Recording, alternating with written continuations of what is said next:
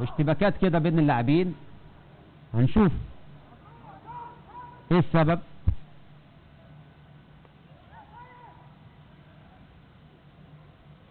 اشتباكات لسه، يعني اتمنى الصورة دي تختفي من ملاعبنا الحقيقة.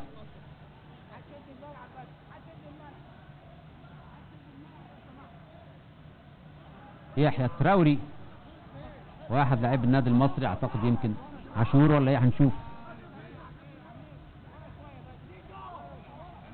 لكن حكم اللقاء منع اي حد ينزل من خارج الخطوط.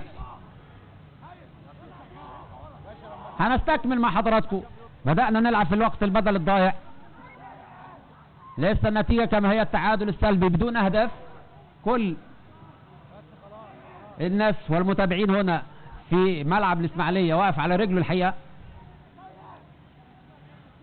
ركلة مرمى للنادي المصري.